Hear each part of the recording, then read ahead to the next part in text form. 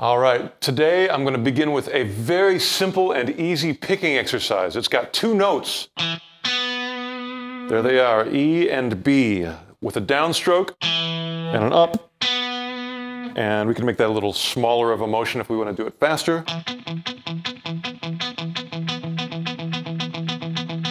It's a really good exercise for outside picking. If this is your lower string and this is your upper string, outside means you never go in here. It means you're doing a down here and an up here, staying outside of those two strings. Let's have a look at my right hand.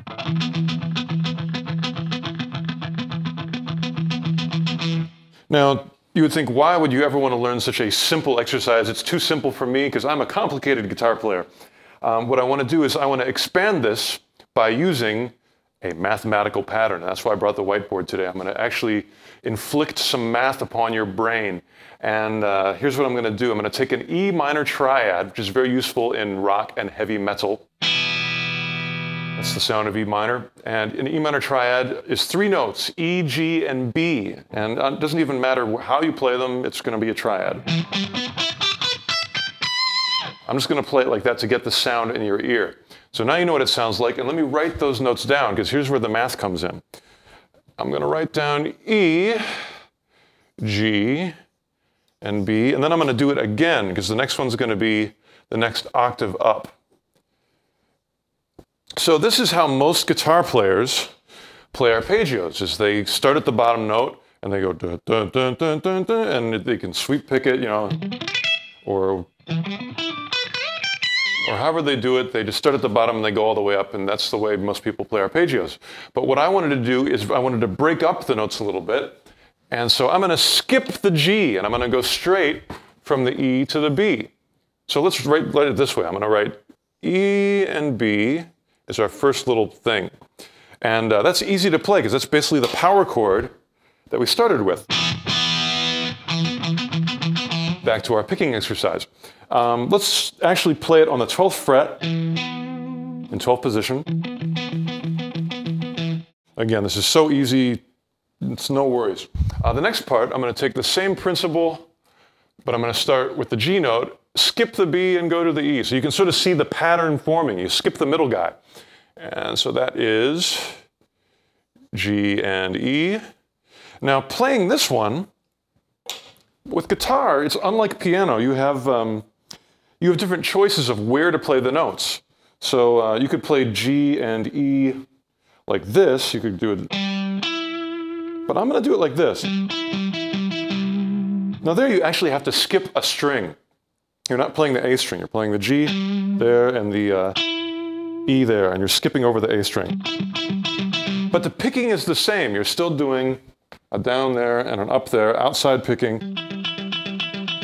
So it doesn't really feel different. It's just a little bit bigger of a motion, but the same technique. So let's practice going between these two.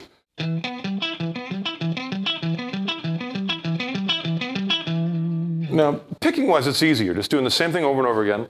Left hand, it's not too bad, but you do have to shift your first finger. It has to go from 12th position to 14th position.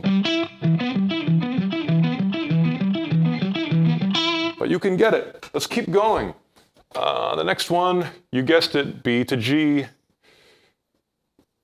And I'm going to add the next one on, because you can see the pattern forming now. And then the last one, actually the last one, it starts over. We're E and B again. So really these are the only ones we have, and then it just keeps going up in octaves. So B and G, I'm going to play that here. And so that would be, again, same technique, down and an up. Now, on their own, it's not blindingly fast, but if you do them all together, and then keep going, working out the fingerings as you go, it's a nice sounding arpeggio, and it's not the typical that many guitar players tend to do. It's a little more, to me, the pattern is more interesting.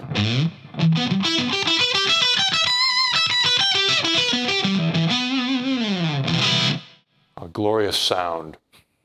So the next thing I'm going to show you is you can do this to scales or arpeggios besides E minor triads. There's a lot more available in music than that.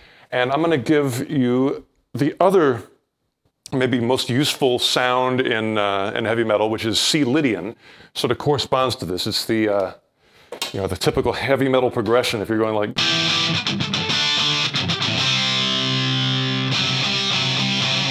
that's that C Lydian sound. I played that to get it in your ears, the sound of Lydian.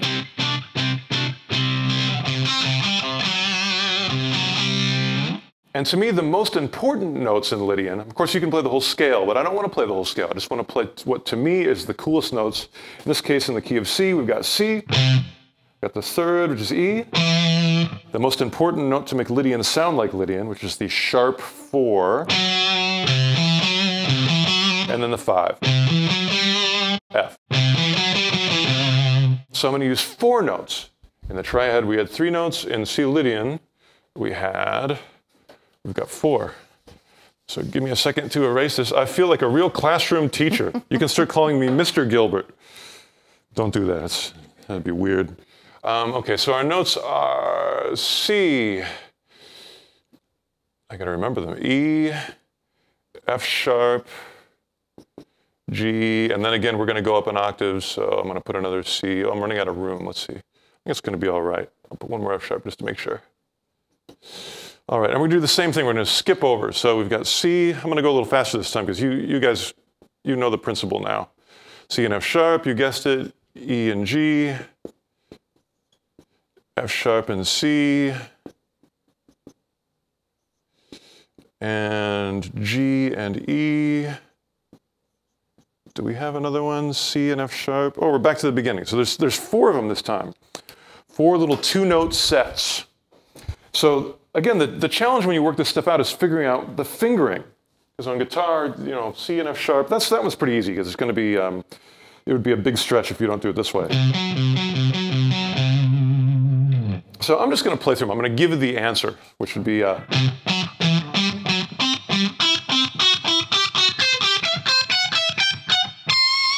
Now what a nice sound that is. That's a cool sound. You could even play them as chords,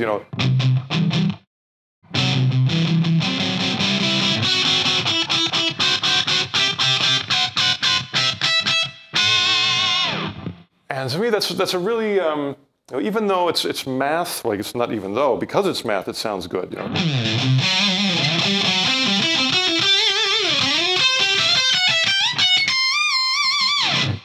Okay, so you can do this to anything you come across in music that you like. You could do it to Dorian, or the blues scale, or like diminished.